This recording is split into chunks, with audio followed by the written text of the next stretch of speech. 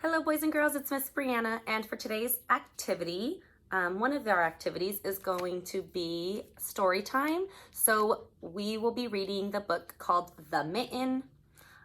So let's get started. The Mitten. Once there was a boy named Nicky who wanted his new mittens made from wool as white as snow.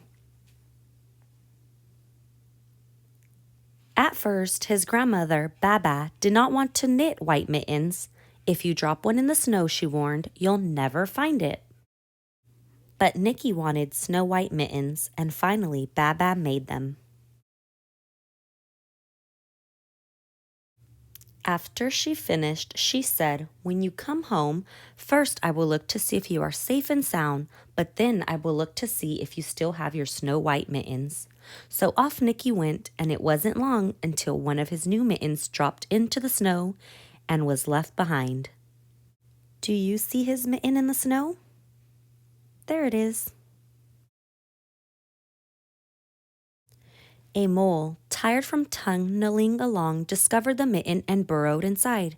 It was cozy and warm and just the right size, so he decided to stay. Right here is the mole. There he goes inside the mitten.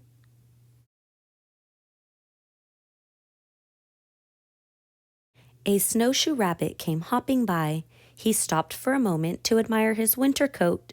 It was then that he saw the mitten, and he wiggled in, feet first. The mole didn't think there was room for both of them, but when he saw the rabbit's big kickers, he moved over.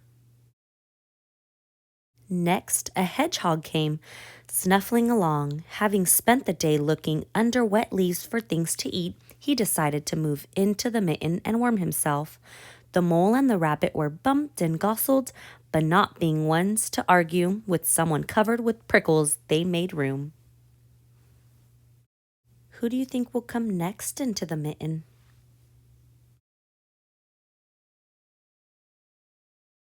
As soon as the hedgehog disappeared into the mitten, a big owl, attracted by the commotion, swooped down. When he decided to move in also, the mole, the rabbit, and the hedgehog grumbled. But then they saw the owl's glinty talons. They quickly let him in. Up through the snow appeared a badger. He eyed the mitten and began to climb in. The mole, the rabbit, the hedgehog, and the owl were not pleased. There was no room left, but when they saw his diggers, they gave him the thumb. Do you think he'll fit?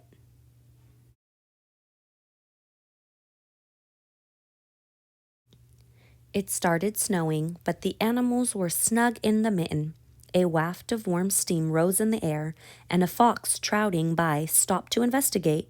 Just the sight of the cozy mitten made him feel drowsy. The fox poked his muzzle in when the mole, the rabbit, the hedgehog, the owl, and the badger saw his shiny teeth. They gave the fox lots of room.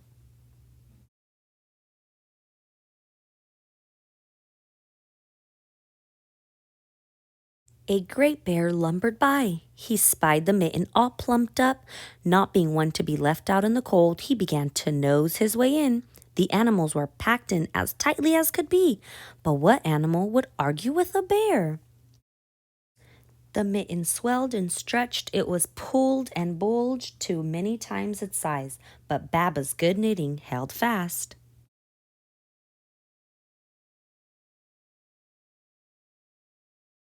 Along came a meadow mouse, no bigger than an acorn. She wiggled into the one space left and made herself comfortable on top of the great bear's nose. The bear, tickled by the mouse's whiskers, gave an enormous sneeze. Achoo! The force of the sneeze shot the mint up into the sky and scattered the animals in all directions. On his way home, Nicky saw a white shape in the distance. It was the lost mitten silhouetted against the blue sky. As he ran to catch his snow-white mitten, he saw Baba's face in the window. First, she looked to see if he was safe and sound, and then she saw that he still had his new mittens. Look at the two mittens. One is small, one is large. Why is that?